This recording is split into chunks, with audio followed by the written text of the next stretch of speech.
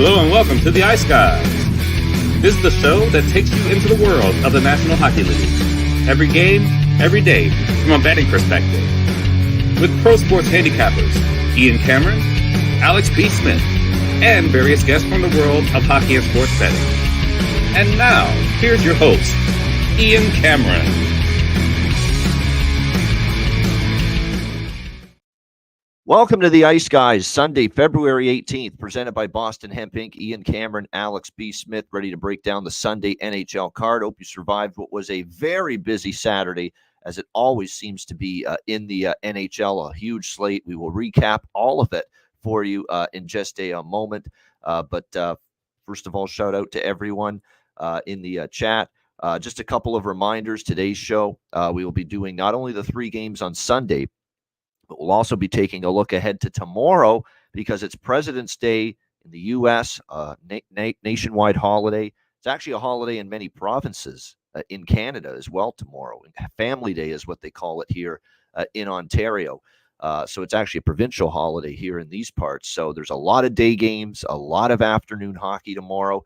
And the first 4 games all start at either 2 Eastern or earlier. So we will be breaking down and previewing the first 4 games for Monday on today's show as well. And then we will be on the air with you again, as usual, on Monday, the usual time, 2 p.m. Eastern, 1 p.m. Central for me. And it'll be me. It'll be Alex. I believe it'll be Brett Skalski again, his normal day on Monday. And special guest John Massey will join us as well on Monday, which is a rare treat because he usually doesn't get a chance to watch the daily show because he's at work. But he'll be with us tomorrow for the first time as a guest on our daily show. Let's get into yesterday because lots happened. It started with really a terrific game right off the hop. The Kings and the Bruins. Back and forth it went. A huge 2 points and road victory, Alex, for LA. When you think about the fact that points are just in dire need, they are of points right now as they try to hang in the wild card race in the West. And the fact they trailed the majority of that game and came back from not one but 2 different deficits in the game yesterday to come back and win. And what about sweet redemption for the youngster, the rookie Brandt Clark, the defenseman, who's going to be a really good player in this league. The kid is really skilled, really talented, skates like the wind, great offensive instincts, no question about that. But he took a penalty on Pasternak in overtime. It was just a brilliant move that he made. You know, not much you can do when you're going one-on-one with a skilled player. Sometimes you're going to lose that battle. He did, but they killed the penalty. He comes right out of the box, gets a breakaway, and a beautiful deep move, backhand, forehand to beat Linus Ullmark and give the LA Kings a huge victory yesterday, 5-4. And a great start to the day, a great start to what was a profitable Saturday for me. It was a really good Saturday overall. Couple of missteps in the late games, but other than that, it was a really solid day, up plus units. That's all you can ask for. And this certainly got the day off to a good start, Alex, with the draw cashing with the Kings and the Bruins. And a heck of a win, Alex, for those LA Kings who, it really could have gone south for them after that Buffalo game early in the week. It was a disaster. You couldn't have played worse than you did in that game. And even I'm wondering, what's going to happen with this team? How are they going to respond? Do they just get that first win under Jim Hiller and now it's back downhill again? But no, what they have done these last 2 games after the Buffalo loss shows me there's still a little composure. There's still a little, tighten up the belt and get the job done in this LA Kings team, and certainly a team that's trying to get their season on track. And these last 2 games, and especially that great comeback yesterday, sure help. Yeah, definitely. I mean, that's a big win for them. And they're playing a team that's going through their own struggles right now, too, in Boston. But like you said, we talked about it before. This is a Boston team where their struggles just kind of seem like, okay, any other team, they're having a losing stretch at a part of the season. And it's better to have it now than later on. So you're not really worried about them. But with LA, it seems to be super troublesome. So to get that win, to get that extra second point is massive for them. But they still got some issues they got to work on. Overall, if they want to get back to being a top tier contender in the West. Like I said, they've definitely gone through the struggles, and the wins are important, but they got to be a lot cleaner on both ends of the ice and get things settled up with the goaltending. The goaltending has still been absolutely horrendous over these, even yesterday. You look early in the game how Riddick, giving up those goals, and the fact they even had to come back because of the struggles there. Yeah, no question. And Boston, look, there's a malaise going on with the Boston Bruins right now. One win since the All-Star break, and they've been at home every game. Home is where they've been dominant over the last couple of seasons, and yet here they are with one home win against Vancouver since the All-Star break. Losses to Calgary, Seattle, and again to LA yesterday and Tampa Bay as well. So it's not been a very good homestand for the Boston Bruins, and it's almost, look, we've said it for a few days now. The offense is out of sync. Okay, they're not totally clicking, and their defensive game and their goaltending. The goaltending deserves some blame. I thought Allmark needed to step his game up. That wasn't a vintage performance by him yesterday, by any stretch of the imagination. So the Blues are going through it. Jimmy Murphy with a great tweet, by the way, after that game, saying Sweeney, Sweeney, Sweeney, with the Ferris Bueller Day Off image of Ben Stein, like Sweeney, Sweeney.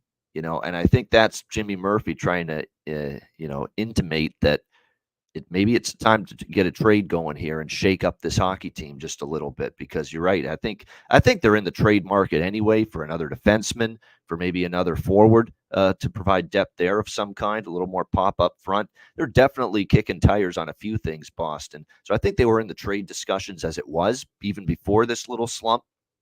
But it's almost like now you got to make a trade just to shake it up a little bit, and get some life and get some energy and get some pep back into this team a little bit, because they've certainly lost a little bit of it here since the All-Star break, no question, with the way they've been playing. Also yesterday afternoon, we saw the Chicago Blackhawks, man, I'm telling you what, then maybe there is something to it. I mean, these woes that the Ottawa Senators have against Chicago, it's really unbelievable at this point, and it happened again yesterday. 3-2 win for the Blackhawks there over the Ottawa Senators. That's now the first win for Chicago with Connor Bedard back in the lineup. It was good to see that. Of course, Connor Bedard gets involved from a scoring standpoint, gets the second goal of the game, the tying goal for the Blackhawks in the second period. And then Mr. Dickinson with the game winner, less than 2 minutes left in the third period to give the Blackhawks that 3-2 win over the Ottawa Senators. And there's going to be sneaky value, especially at home, backing Chicago from time to time. You don't want to do it every day, but clearly this team, even just getting one player back in number 98, they're so much better with him. I mean, it's not even, you can't even debate it. It's evident on the ice. There's just a lot more speed. There's a lot more skill. There's a lot more creativity. There's just a lot more pop in them offensively in the O-zone with Bedard on the ice and back in the lineup. It's just remarkable, the difference. And they get a nice 3-2 win over Ottawa. And then one of the games of the afternoon could easily make it the game of the afternoon, game of the day. Edmonton and Dallas. It was a scintillating hockey game. I even thought in the first period actually was a little dull. It was a little conservative. I think teams were just trying to, just glide their way into the game a little bit, knowing it was a game of that magnitude. Man, the floodgates opened in the second period of that game. Back and forth it went. It was I thought, I don't even think you can blame Pickard or Ottinger in that game.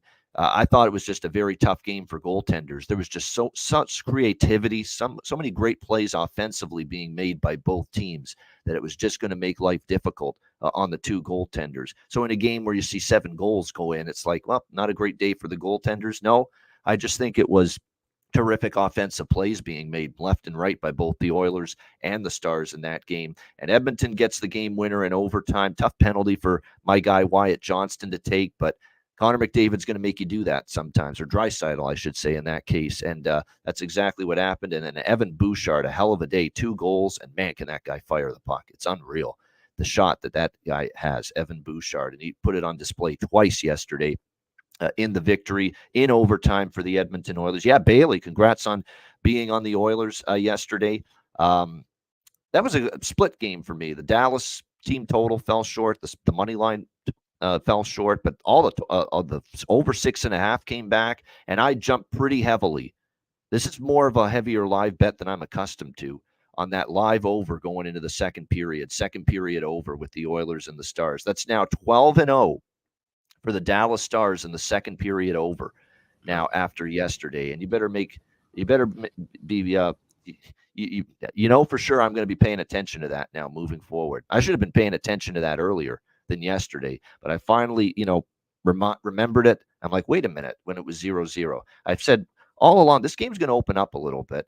But then I remembered, oh, yeah, thanks to Chris Otto in the chart, Dallas has gone over this in the second period in 11 straight games. And that's right when I zoomed to my account and I hopped on that over. I bet over 2 minus 130 because 1.5 was just too juiced with that second period total. And sure enough, how many goals do we have in that second period? 6? It went from 0-0 to 3-3 after the second period. So keep an eye on that. And when we talk Stars Bruins for Monday later in the show, for sure that if we get a slow start to that Bruins Stars game, I'll be looking at that second period over again with the Dallas Stars tomorrow as they go for 13 straight with that. But hell of a hockey game. If you're Dallas, I don't think you can feel too bad about it. You wanted to win, obviously. You're disappointed, but I don't think you played terribly. It was one of those back and forth games. Two great hockey teams, close game, could have went either way, and it just went the Oilers' way in overtime. Alex, that was one hell of a game. Yeah, that was a fun game to watch, start to finish. I pretty much didn't turn much from that. I was kind of juggling back and forth. I had two TVs, thankfully, so watching the Hawks game and the Stars and Oilers, but that was a fun one. And, man, would that be a good playoff series for sure if we could see Edmonton and Dallas meet up somehow. But like I said, at least Dallas getting that point. That's why we talk about draw season. Those are the kind of games that make that up. Okay, yeah, they're going to fight back and forth, but at least they each get out of there with a point, and then they settle out in overtime or a shootout. So it was a good game. I had a couple of live wagers on Dallas to score. I had Dallas' first goal in the second period. Cashed that one quickly because I just saw the momentum they had heading into the locker room at intermission. They had that power play as well. So just a really fun game to watch, and I'm sure ABC executives were happy that was the afternoon game because that was definitely one of the better games of the entire slate. Oh, for sure. There's no question about it. It was an absolutely outstanding game, no doubt. And like I say, I've signed me up for a playoff series involving the Oilers and Stars. I wouldn't mind that one bit. Hell, you could say that about most of the teams in the West. Like you can give me a Golden Knights Avs series, I wouldn't complain. You can give me an Avs Stars series, I wouldn't complain. Stars Oilers series, I wouldn't complain. An Oilers Avs series, an Oilers Golden Knights series again.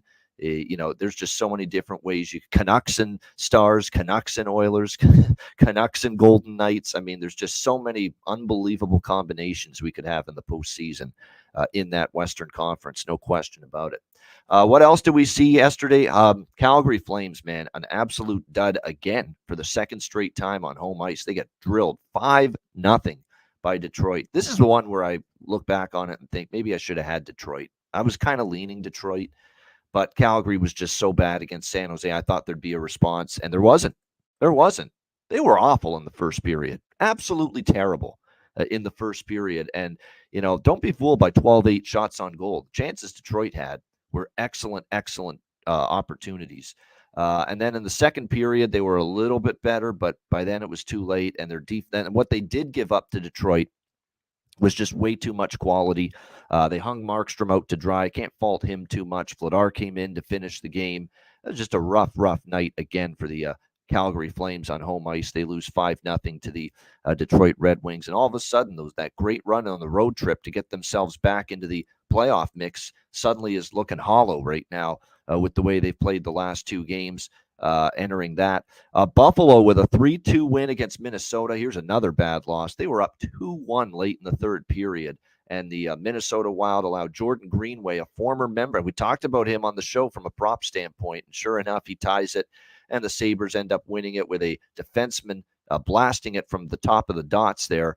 Yenri Jokiharju getting the game-winning goal there for the Buffalo Sabres and a 3-2 win in overtime over Minnesota. That's brutal. When you need the points, you can't squander 2 points like that if you're the Minnesota Wild. That's a terrible loss there.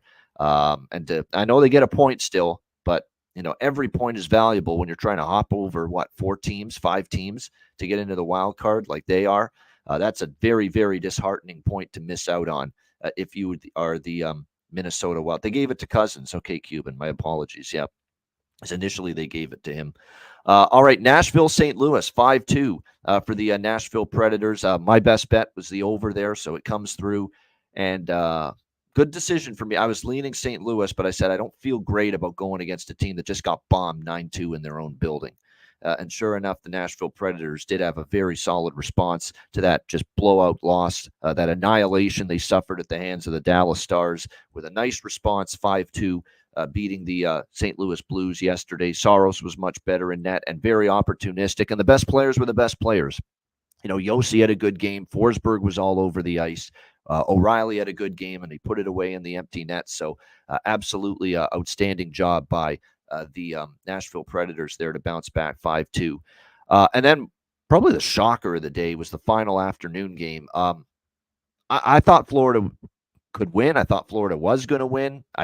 Looking back on it, I've been on Florida in every road game, and I'm like, how the hell did I not bet them here? But I didn't for some reason. I felt the Tampa Bay, for some reason, going into that game, they were going to really push Florida, and the opposite happened. I mean, it was just a complete and utter disaster for the Tampa Bay Lightning. And Florida, man, if you haven't jumped on them already to win the East and the Stanley Cup, you might be too late, because now the price has dropped like a stone, and it's dropped even more after that win last night over the Tampa Bay Lightning. But this is right now the best team in the Eastern Conference. It is right now.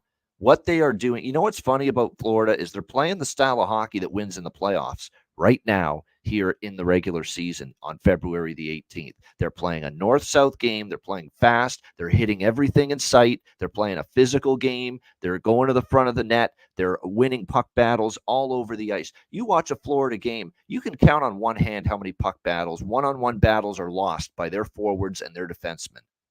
That's playoff hockey right now. You win your battles, you win your ice, and you get to the front of the net, and you play physical. And those are all the attributes of the Florida Panthers game right now.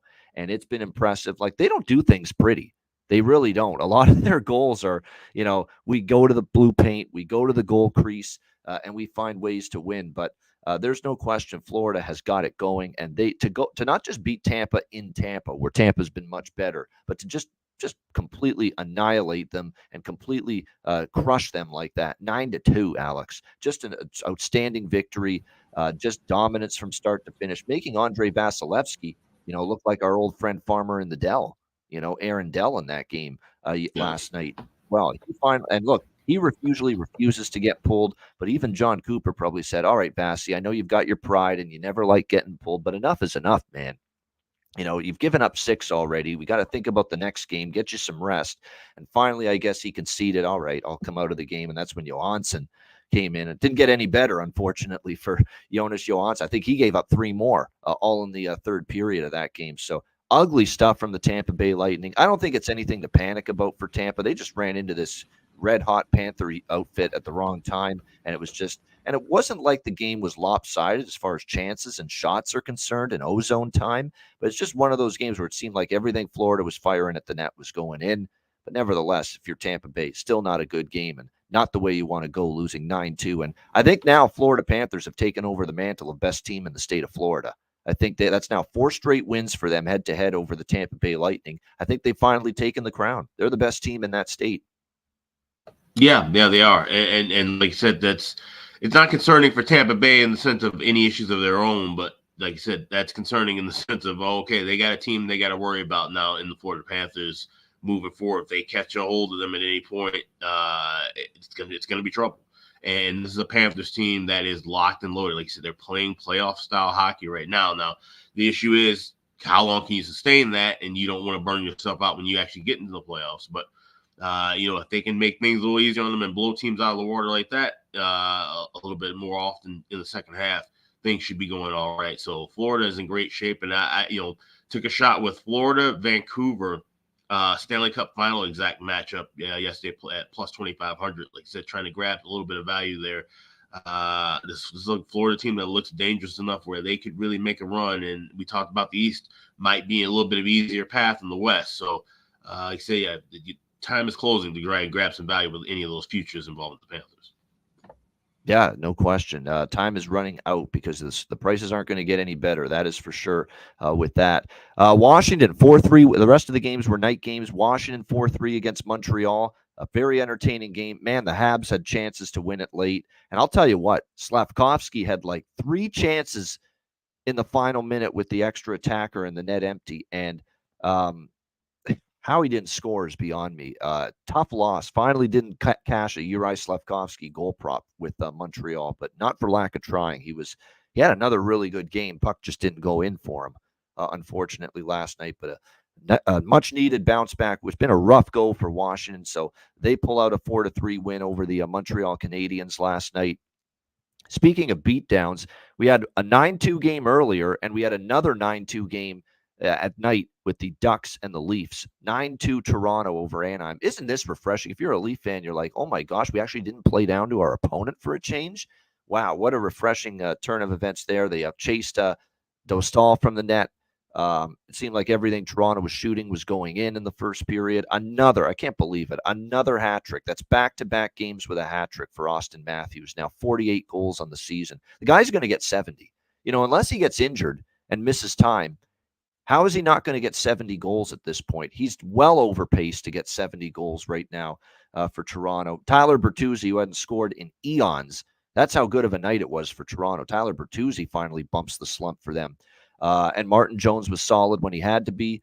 And it was just finally the Leafs dominate an opponent that they're capable of dominating. And that hasn't happened very often. Bobby McMahon with 2 more goals. That guy's been great. That's 5 goals for the guy this week. That's another bargain bin guy we got to start looking at for Toronto right now. Bobby McMahon. That's a great hockey name, by the way. Bobby McMahon. It just sounds like a hockey player when you hear his name. I think he's American, too. You talk about there's more great American talent coming up the ranks here in the NHL. It's really, really remarkable, but a very convincing, dominant victory last night for the Leafs, 9-2. He's from Alberta, Bobby McMahon. But nevertheless, he's playing great right now for the Leafs. 9-2 win there. The outdoor game, New Jersey, credit to them. See, the reason why I held off on Philly is because Jack Hughes had the blow up in the LA loss. They're off that defeat there. I figured it would be like a rally the troops, circle the wagon spot for the Devils. And sure enough, it was. They played really well, 6-3. Another solid outing from Nico Dawes. Perfect conditions. Yes, it was cold, but the ice was in great condition. It was below freezing, so there was no issues with the ice. And the Devils with a nice win there, 6-3 over the Philadelphia Flyers in that one. Game goes over the total. So there you go. We haven't seen a ton of overs in the past with the outdoor games, but we got one there. The late games, Winnipeg Jets, who have really struggled against some of the better teams on their schedule lately. We think of the fact that Toronto swept them in back-to-back games. There's been some other games lately against the better teams that they haven't gotten the job done of late, but they did last night. A very solid outing, really bolstered by opportunistic on their chances. Connor Hellebuck was terrific in net, actually outplayed Thatcher Demko a little bit, and the Winnipeg Jets, a big confidence-boosting road win, because I'm telling you what, beating San Jose 1-0, beating Pittsburgh in a revenge spot 2-1 by the skin of your teeth, that's not going to give you confidence. What last night the Winnipeg Jets did should give them some confidence. You just beat, the number one team in the West, and 4-2 win for the Winnipeg Jets there in that game. Carolina, man, this is the one that surprised me. Vegas was waiting all week for Carolina off a loss to Minnesota. Spencer Martin and net. Spencer Martin was good. That's now 2 in a row. He played well against Boston, too, when he started against them. That was a terrific outing for them. I don't think they played that bad, Vegas. The puck didn't go in for them. They had their chances. The puck didn't go in. Carolina opportunistic on a couple of chances, and that's an impressive back-to-back road wins for Carolina. Arizona and Vegas back-to-back. And to hell with Ronta and Anderson. Keep these two guys together as the battery at this point. Spencer Martin and Pyotr Kochetkov. I could, if I'm a Canes fan, I couldn't care less about seeing those two old farts again anytime soon. Antti Ronta and Freddie Anderson. I couldn't care less. I don't give a damn anymore. Spencer Martin's done nothing but play solid. And the thing that's going to benefit Alex, a guy like Spencer Martin, when he does get the start for this team, he's got such a great team in front of him defensively. He doesn't have this ragamuffin blue line anymore. He doesn't have this blue line that he's going to make a ton of mistakes and cough up the puck and be hemmed in their own zone. No, he's going to have one of the more sturdier 1 through 6 blue lines in the NHL in front of him. And I think Spencer Martin's definitely benefiting from that. And they get the win last night. And then a great result for me with Columbus San Jose. We had the triumvirate of overs there. First period over, first period both teams to score, full game over with the Jackets and the Sharks. They all cash. Boone Jenner with the game winner in the dying seconds, and Columbus with the 4-3 win over the San Jose Sharks. And I did have a small jacket money line as well, so that was a terrific game, that one for me from a betting results perspective. Alex, the night card, what did you think? Yeah, I mean, you kind of covered most of that. But when you look at the Flyers Devils, that was a game that I was kind of watching at that first period over, and we saw, like I said, good ice conditions, good, good pace and good speed. So that kind of led to that, and we saw some goals, and that's the thing. You see some guys like I talked about on the show, how you might see some guys that step up that don't normally score in an outdoor game. Like that, and that's something that we did see in that contest. We can see it again here with the Isles and Rangers later on today. Also, to kind of flip back with that, Florida and Tampa and Toronto, Anaheim, just seeing complete domination and blowouts in those spots. And with Toronto, like you said, that's definitely a big win for them. You don't see them. Like I said, we talk about them usually losing these kind of games in a weekday, 4-3 in overtime or a shootout or something. So put the screws to a bad team like Anaheim. That's a good win for them. And obviously with Austin Matthews rocking and rolling right now, it just doesn't seem like anything's going to stop him right now. He's just been on an incredible scoring streak. Yeah, no question. You know what? I'm not the biggest NASCAR fan, Andrew, but that's a shame to hear that, actually. People plan their whole the big-time NASCAR fans plan their whole year probably around traveling to Daytona Speedway there for the Daytona. Now it's postponed because of weather. I don't care if you like NASCAR or not. No, that's unfortunate. That sucks. Knowing how much people put into going to that yearly. So, the fact you got to stick around now and wait for a Monday race or a Tuesday race, whatever it is. Yeah, that's disappointing for sure. No question. And Fox going to have to fill the airtime now as well. All right, let's get into Sunday. We've got 3 games. So the way we're going to do this again is we're going to do the 3 games today. We're going to talk the first 4 games on Monday as well. The big Monday slate. And there's, like I say, a ton of day games coming up on Monday. So we will begin, of course, with part 2 of the Stadium Series, the second of 2 games at MetLife Stadium this weekend. We have the New York Rangers and the New York Islanders, Battle of New York. It doesn't matter where these teams are in the standings. It's always a fun game to watch, and it'll certainly be cool to see it outdoors here at MetLife Stadium. Rangers -140. Road favorites in this game. Total just 5.5. Now, there's a couple books that do have 6, but most books have 5.5 here with this total. Again, this is on ABC. This is their 4th and final NHL broadcast this weekend, ABC. So, again, I got to tip my cap to ESPN, ABC. They have loaded hockey on their network, their main network, ABC, all weekend. So it's really, really good to see, and it's really, really good for the game as well and the league and just the visibility and the popularity and the ratings.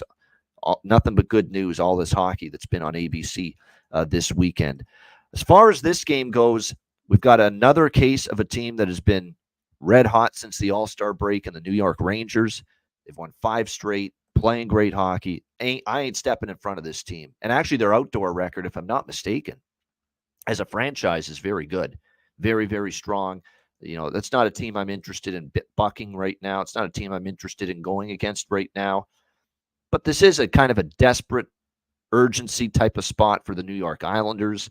Especially now they see the Devils winning last night, and that's a team that they're behind the Devils too. And the Devils aren't even in a playoff spot right now. So that tells you just where the urgency has to be for this New York Islanders team. They need W's, and they need W's in the worst way because they've lost 2 in a row entering this Stadium Series matchup, losing 5-2 to Calgary at home, 2-1 in a shootout to Seattle.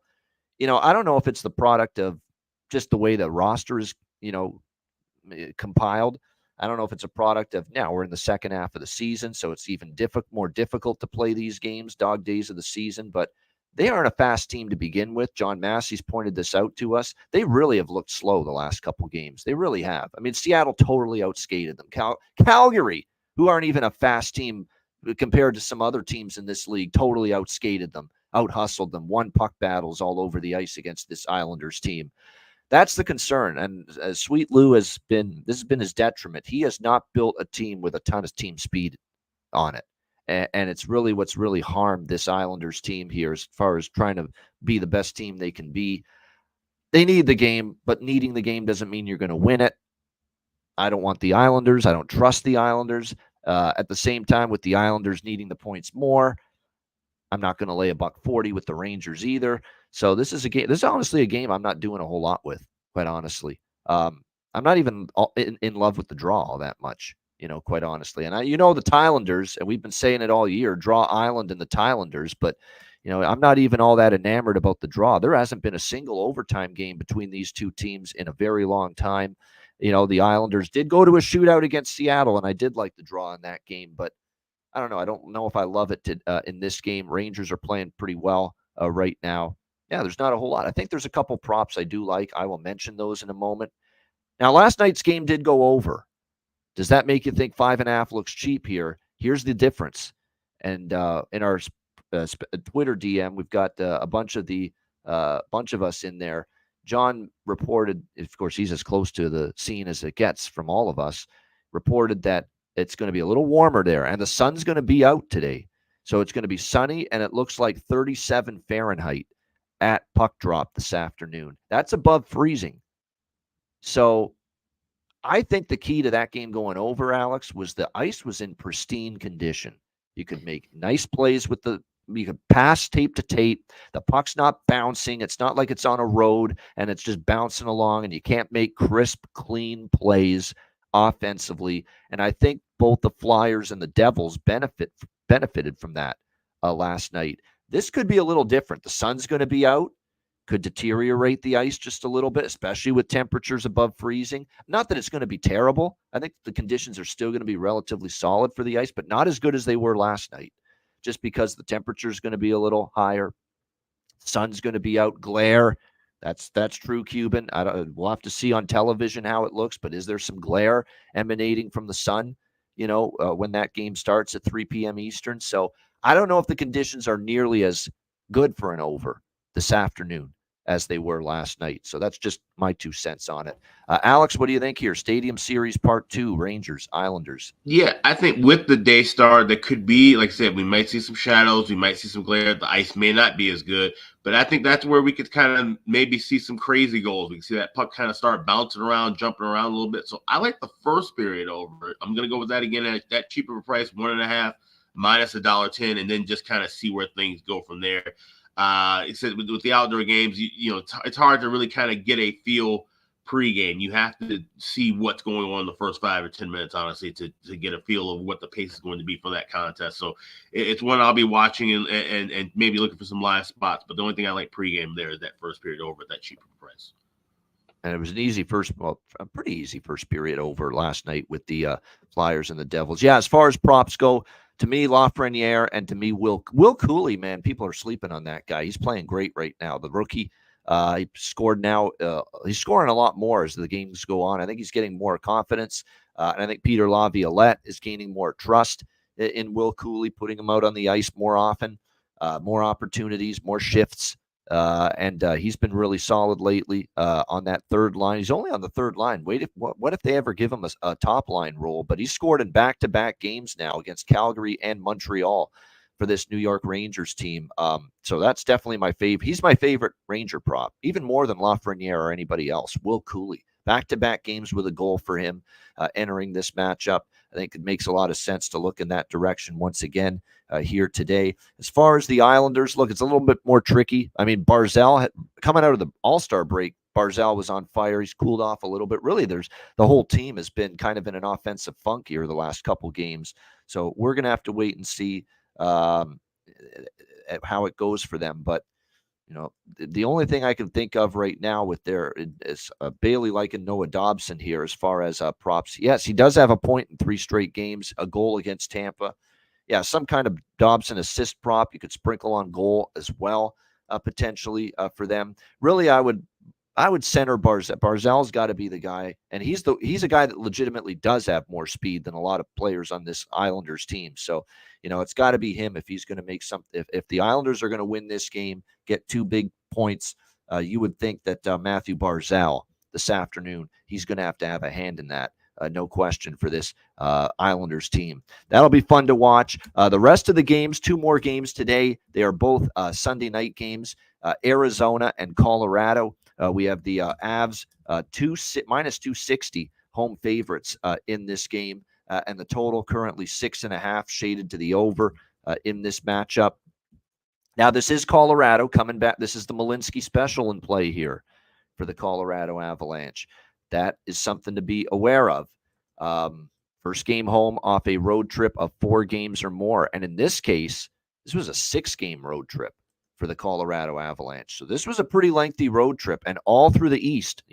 Rangers, New Jersey Devils, Carolina Hurricanes, Florida Panthers, Washington Capitals, Tampa Bay Lightning. And now you're coming back, and now you're playing your first home game. So that angle says bet Arizona here, but I ain't betting Arizona right now. It's just, I don't care about the Malinsky special's keeping me off Colorado. It's not putting me on Arizona, though. It says bet Arizona, but I don't know if I can trust them here in this spot, even with the tough scheduling spot here for Colorado. That being said, Arizona's been a thorn in Colorado's side. I am on the draw in this game. I feel better about that. I'd rather have draw in my pocket than Arizona plus 220 in this game, just because Arizona is just in such a bad way, and they're giving up goals left and right. And you know what's scary for Arizona? Their defensive play struggled. Their PK has struggled. Connor Ingram's struggling too. We know Vejmelka's been terrible all year, and he was bad again against Carolina. But, Ingram's not playing like he once did either. So that's the concerning part right now for Arizona. I did sprinkle on the draw, though. It's hard to ignore the head-to-head, Alex. I mean, we're talking about 3 of the last 4. 4 of the last 6 have gone to overtime or shootout with the Coyotes and the Avalanche. And the games here in Colorado, the last one was a 4-1 Colorado win. But even some of these Colorado games have been pretty close. Arizona's really given Colorado fits in Arizona. Not quite as much in Colorado, but I still think this game won't be the easiest to get through for Colorado, given the scheduling spot. So I will sprinkle on that draw, especially considering the kind of number, the kind of price you're going to be able to get with Coyotes and Avs draw in this game. You can get here with this one pretty much. Let me see what the price is here. It was pretty good last I checked. Yeah, really good. How about plus 430? Does that sound good to you at FanDuel with the draw? Yeah, you got to look in that direction. There's no question. And I like goals here. I really believe it. I mean, Arizona right now is a team that can't keep the puck out, even with Colorado coming off the road trip. I don't know if they've got the defensive stones or the goaltending right now to shut anybody down, quite honestly. So I like first period over, first period, both teams to score in this game. 6.5. I like over the total as well. This is the Ian special here, the Ian Classic, that I've been going with a lot lately with success, like the Columbus game last night. First period over, both teams to score, full game over as well in this one. So keep an eye on this too. You're right. That's a good point by someone in the chat about Connor Ingram. He's out. They've called up. The one thing that does concern me here is this guy was in the AHL All-Star game, and I know he's had a hell of a season, I believe, for Tucson in the AHL. This Matt Villalta. I remember actually watching a little bit of the All-Star festivities, and this guy played well, but he's not going to play today. They've already slotted him in to make his first start tomorrow. He's going to play the back-to-back against Edmonton tomorrow. So that means it's definitely going to be Karel Vejmelka here this afternoon with Connor Ingram unavailable. So that's what we're looking at here. Vejmelka for Arizona, probably Georgiev for Colorado. But like I say, I'm going to sprinkle on the draw here. Like I say, I just think it's both teams to score first period over, full game over. We're going with all of it here, Arizona and Colorado.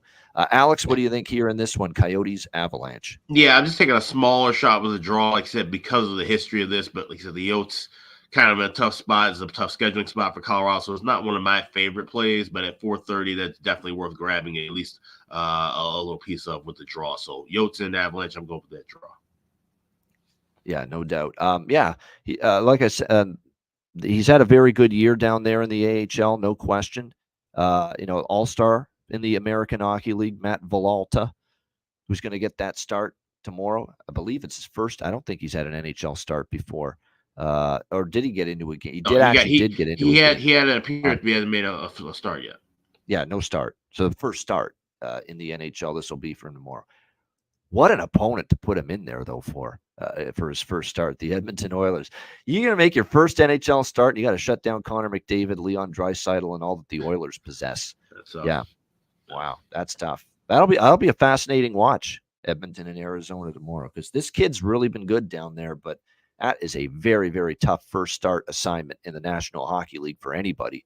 So we'll see how Matt Villalta handles that tomorrow against Edmonton. Vejmelka, I think he'll do what he always does today, give up goals. It's been what a tough season it's been for him. He was in net for when Carolina scored 5 the other night on Friday. So, like I say, not what you want to see. And the Coyotes kind of lost their way defensively, no question. I think of all the games today, like as far as the actual game is concerned, you know, it's not like I'm can't wait for the actual game. But for the Jaromir Jagr ceremony that's taking place in Pittsburgh with the Kings and the Penguins, I am looking forward to that. That's going to be special. You know, they're going to have all the great legendary Penguins in the building. I know they already have brought in Ron Francis came back to Pittsburgh, you know, to be a part of this ceremony tomorrow involving Jaromir Jagr. So we'll see how it goes. I'm even hearing that Tocchet wanted to be there. But will the schedule with him coaching the Vancouver Canucks allow him to be there? But there was talk that they're going to try to get Tocchet there quickly, in and out kind of deal, so that he could be there with the Jagr ceremony. But, you know, Mario Lemieux will be there. Ron Francis will be there. And a lot of those great Penguins from those 90s teams, no question, including the Cup teams. So it's going to be a great ceremony. It's well-deserved. He's second all-time in the NHL in points behind Wayne Gretzky. So this is absolutely a deserving honor for Jaromir Jagr to have his number retired tonight as the Penguins take on the LA Kings. Pittsburgh minus 130, home favorites, 6 the total in this game. I meant it when I said it yesterday. I'm staying off sides for LA games right now. Just doing it. I have nothing on the side. I don't want to lay a price with Pittsburgh. That's for damn sure. But I am not taking LA here in this game either right now, especially on a back-to-back. Tricky spot, big win yesterday. And maybe the momentum, does the momentum override the fatigue? That's what you got to ask yourself. Does the momentum and the adrenaline of LA's confidence coming back, 2 straight wins, override the fatigue? Because this is third road game in 4 nights, back-to-back on the road for the Kings. But, you know, we have seen them play better the last couple. And I don't trust Pittsburgh. If you actually ask me, I would lean more to LA than Pittsburgh in this game, but I ain't betting it. Like I say, the moment I bet LA, I fear the worst might happen, kind of like the Buffalo game earlier this week. So maybe the draw, not much other. The total could go either way. I'm not, you know, I think LA probably wants to see a lower event game than yesterday. I don't think ultimately they want to be involved in too many 5-4 games right now. And it's not like Pittsburgh right now. Their power play it's embarrassing now. I'm going to say the word. I'm going to use that word. When you have a Malkin, Crosby, Gensel, Rust, Raquel, and Letang and Carlson on the blue line, to have this shit of a power play is ridiculous. It's absolutely absurd. And here it is back in the tank again, the Pittsburgh power play. Not quite the 0 for 38 or whatever it was slide that they had earlier this year. But again, the power play is struggling again. 3 straight games without a power play goal, 0 for 8. In the last 3 games. That's simply not going to get the job done. I do want to point out we've seen back and forth between these two teams. LA's actually beaten Pittsburgh 4 straight times, but Pittsburgh won the most recent meeting last year in Pittsburgh by a score of 6-1. It's actually been, strangely enough, an over series history between these two teams. We've seen 5 straight meetings get at least 6 goals, you know, between these two teams in this one. So, and the total's only 6. So, lean Kings, lean over. Do I love either one? No, I do not. What do you think here in this one, Alex? Kings, Penguins. Yeah, I mean, it's going to be an electric atmosphere, obviously, so that's why the Pens are favored at home, and this is probably going to be one of the louder crowds. I think we see some kind of pace early. So I do like first period over, but I like both teams to score in the first period a little bit more. You can get that as high as plus 180 over at FanDuel. You know, with ceremony, so things can start a little late. We can see maybe this little sluggish start. Like I said, LA could jump on. You know, get a goal early and Pittsburgh could get one right back or vice versa. So I could definitely see a little pace early in the contest, a little faster pace early in the contest. So first period over and both teams to score at plus 180. That first period over I saw as low as $1.16 over at FanDuel. All right, first period over here for Alex with the Kings and the Penguins in this matchup. You know, as far as player props go for this game, not a whole lot. You know what? He's got some confidence. He scored the game winner yesterday, if you can find, and he's got 3 points in the 2 games, last 2 games on this road trip for the Kings. Brant Clark, this kid's really good. He's going to be really good. He's going to be a really, really good offensive defenseman in this league for a very long time. He skates well, sees the ice well, and you can already see the confidence that he is starting to develop already such a young age. He's just barely, broken into the NHL here with this Kings team. But definitely, yeah, Jeff Carter against his old team. Yeah, that's, you got to have faith in Jeff Carter scoring because it's been a while. But you can get plus 500, upwards of that for him to score. I mean, the angle makes sense. I mean, a longtime LA King, of course, now with the Pittsburgh Penguins. So could definitely go in that direction. And it really is uncanny how often, we see that. Now, he's only, like I said, playing on a fourth line role, and he's got one goal since December 12th. But if you're ever going to take him maybe to score a goal today might be that day. We'll see. But, yeah, definitely I'm liking props involving Clark for LA. Yeah, Trevor Moore was noticeable yesterday. No question about that. Pittsburgh, it's difficult because this team, you know what I'm going to take a shot with for Pittsburgh? He's going to be in the lineup today, picked up off waivers from Washington. Maybe there's something to it, but he's now been bounced around a bit, but he can score goals, at least in the AHL he did. Matthew Phillips, I've talked about him before. He was with Calgary. They punted on him. He went to Washington. They punted on him. They put him on waivers, and now the Pittsburgh Penguins have picked him up, and he's going to be in the lineup, looks like on the third line for the Pittsburgh Penguins tonight in this game, and he's plus 360 to score a goal tonight. So maybe sprinkle on Matthew Phillips. Matthew Phillips, sometimes when he first joins a team, he makes an impact too. That's kind of been the pattern of him in the past. We'll see if that continues here tonight. All right, so those are the three games on Sunday's NHL slate, but we have four coming your way on first four games coming your way on this show for Monday. We've got four games that all start at either 12:30, 1 o'clock, or 2 Eastern right before we get on the air. So we will break those games down now, and we'll begin with the first of the four early afternoon Monday games in Buffalo, where it is the Buffalo Sabres taking on the Anaheim Ducks. We've got Buffalo minus 190 right now, home favorites. Now, we're just starting to see lines appear as we record this show for the Monday games, but it looks like Buffalo minus 190 and a total of 6.5 here for this matchup. And again, it's one of those early start deals in Buffalo, 12:30 p.m. Eastern, 11:30 a.m. Central for the opening puck drop of this game. So we've seen a couple of these, right? We saw LA get absolutely embarrassed, bounce back, and win. Anaheim, absolutely embarrassed, 9-2 by Toronto last night. Did they bounce back and win?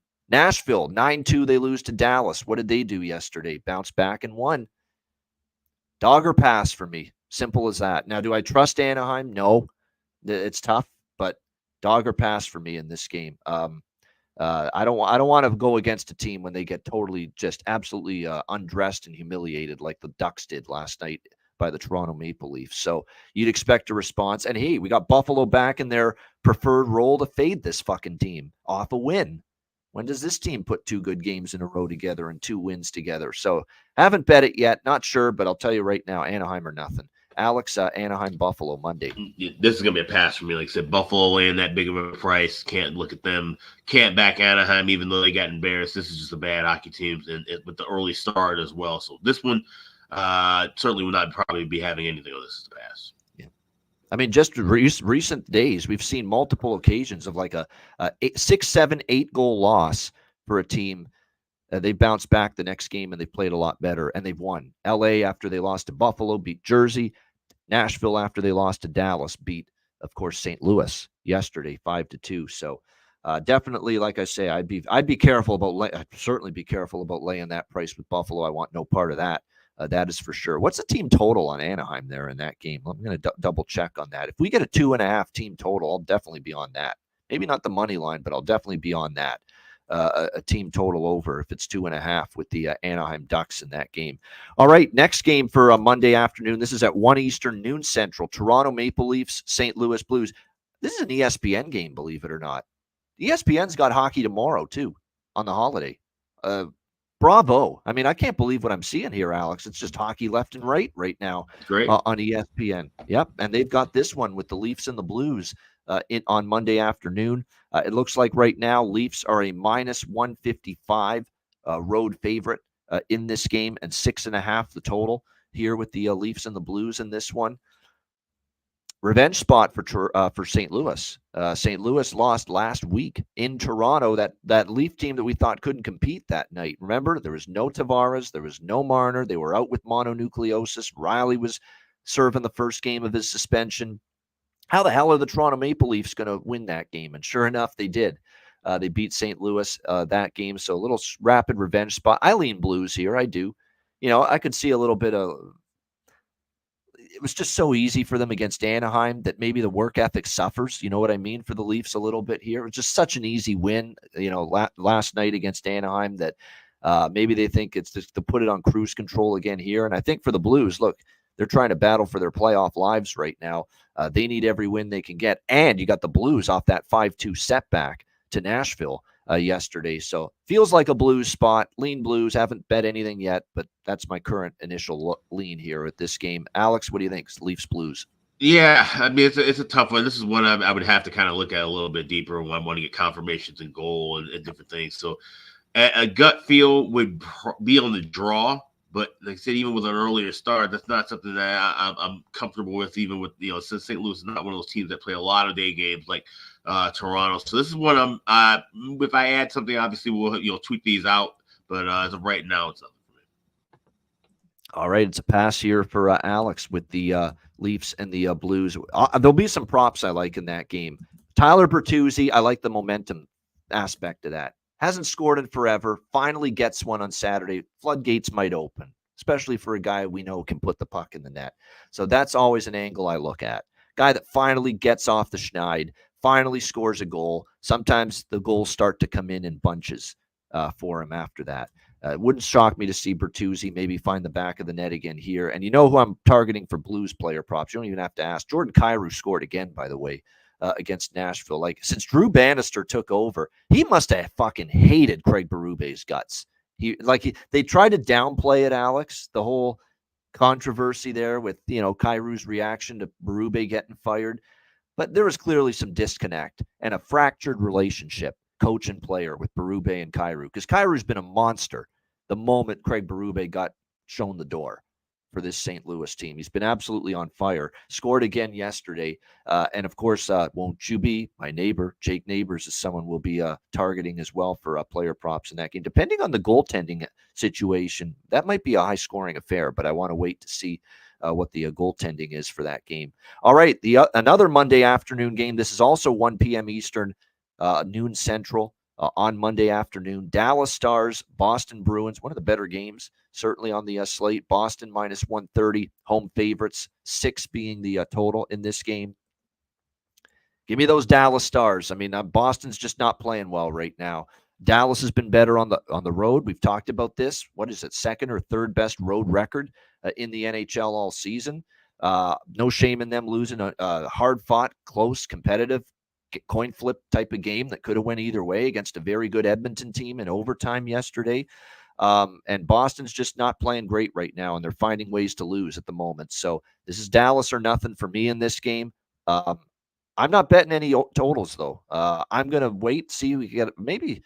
Yeah, and I'm not going to bet any totals, not at full game or first period. I'm going to just hope we get 0-0, 1-0 after the first period, and I'm going to jump on, second period over with the Dallas Stars. Again, 12-0, 12 straight Dallas Stars games have gone over in the second period after yesterday's game against Edmonton. So that is definitely something that I'm going to be looking at in this game. More so live betting a second period over between the Stars and the Bruins here. And a little sprinkle on Dallas as well, plus 110. Alex, what do you think here? Stars, Bruins. Yeah, that's the thing I like. At plus price here, the way Boston's been playing, I'm not looking at them. I'm looking all at Dallas. They're coming off of that tough game. I think they should be able to get the momentum rolling in their favor early, because teams that play a lot of day games, so it shouldn't be any kind of issue with the time to start.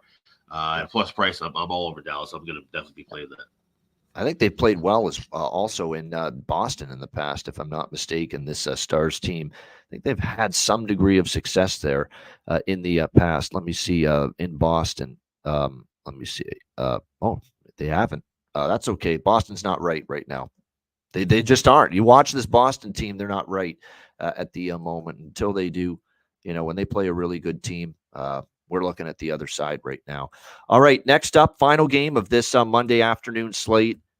We've got, or not the final game of the whole afternoon, but for this Sunday show, this is the last game we'll be covering. And then the rest of the card will be with me, Alex, Brett, and John tomorrow on the Monday show.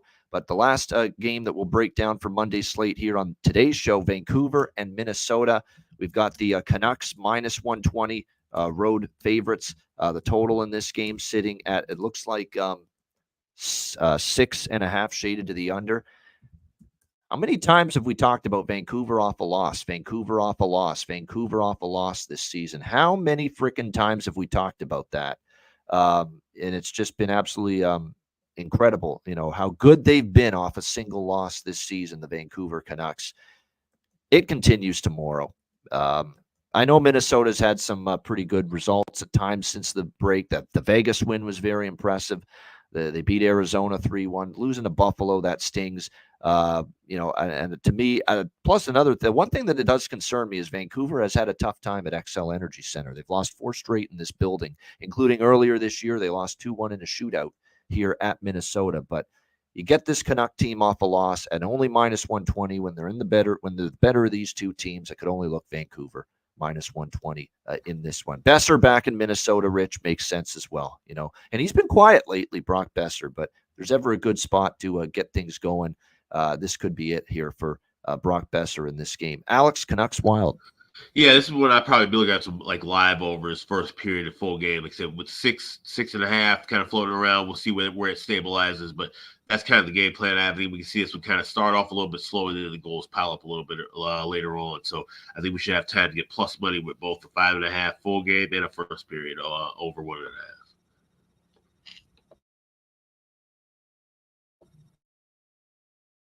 Unmute. There we go. I haven't bet anything yet for Monday, but definitely I kind of pointed you in the direction of where I'm thinking for those first 4 games coming up on Monday. The Besser angle makes sense. And yes, for Vancouver, that is a good point. It's not a shoe-in here for Vancouver because they play Minnesota tomorrow afternoon. Then they play in Colorado Tuesday night. I'll leave it for you to decide what you think the bigger game is for Vancouver.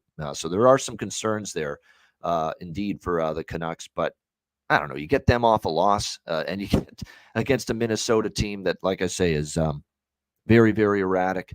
I am not going against Vancouver off a loss. You go back and look at the track record of them coming off a defeat. It's been very, very good over the years, over the course of the season, rather.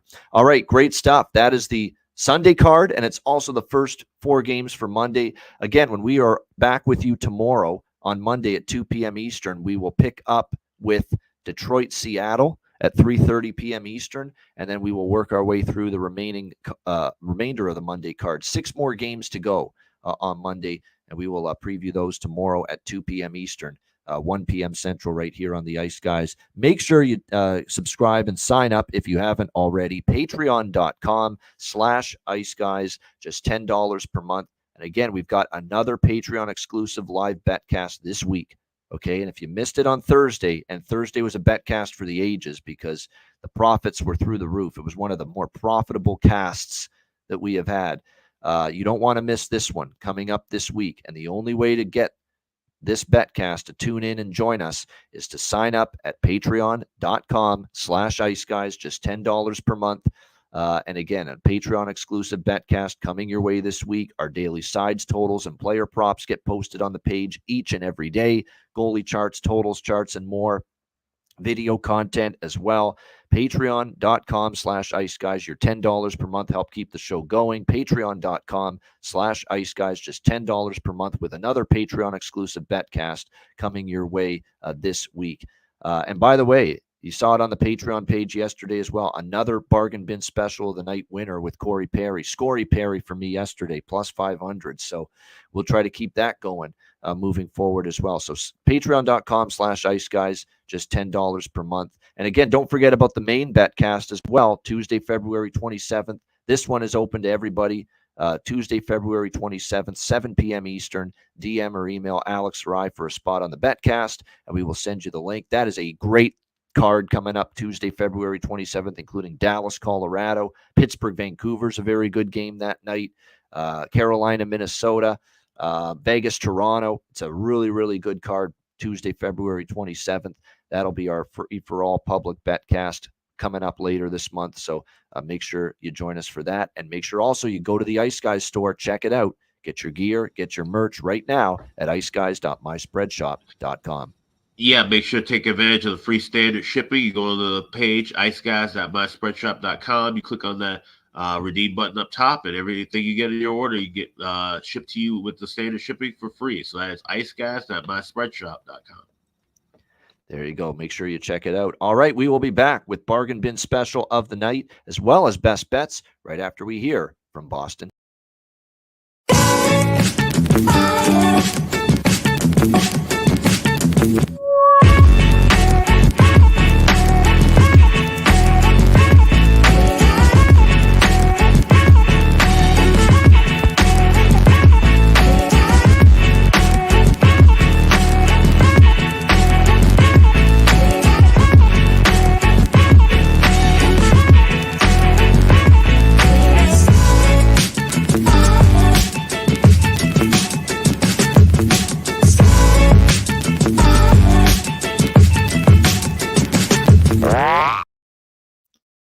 All right, check it out, Boston Hemp Inc. Check out all the quality products they offer, and you can get 20% off your order of any products using the promo code ICEGUYS. Check it out at bostonhempinc.com. All right, we are going for a fourth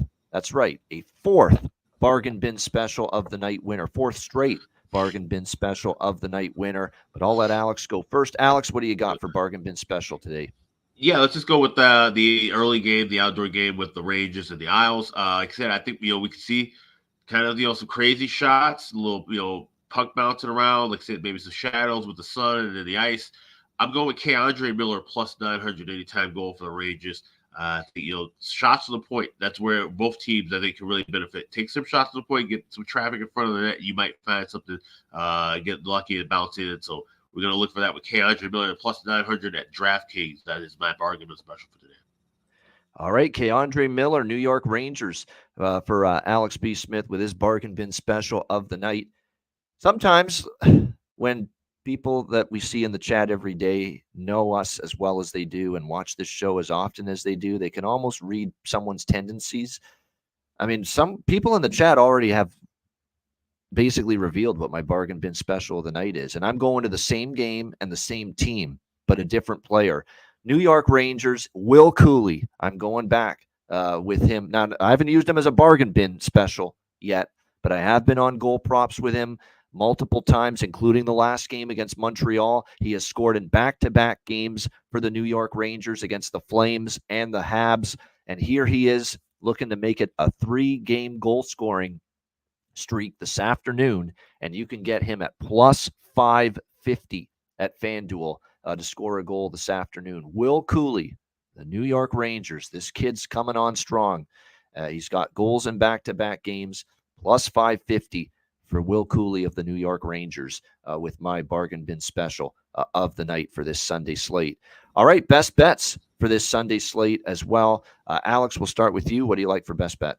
Yeah, we'll head back outdoors to that Battle of New York with the Owls and Rangers. I like that first period over. It's a cheap price, 1.5 minus $1.10. And like I said, even with the if the ice isn't as good as it was last night for Devils and Flyers, I think that could even help us a little bit out early. We can get some bounces and get some screens.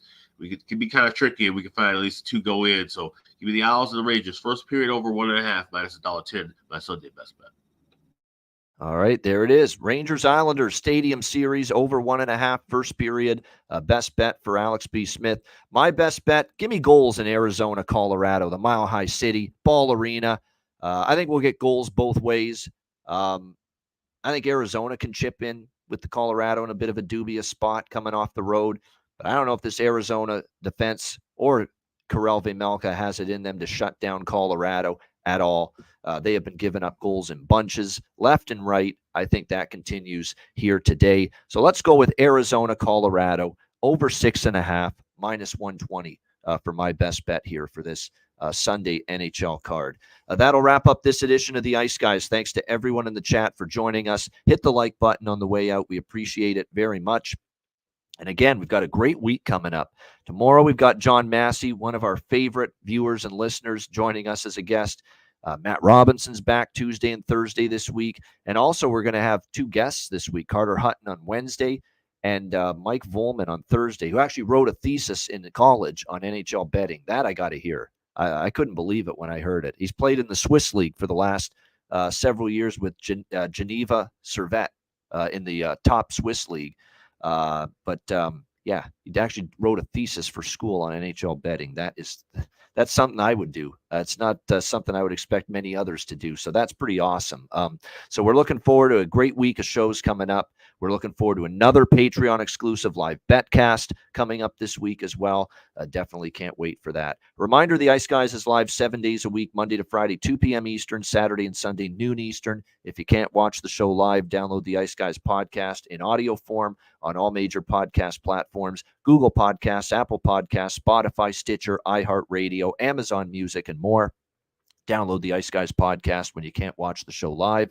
For Alex B. Smith, I'm Ian Cameron. Have a great Sunday. Enjoy the games and good luck. And we will be back with you tomorrow on Monday for the remainder of the Monday card on the Monday edition of the Ice Guys.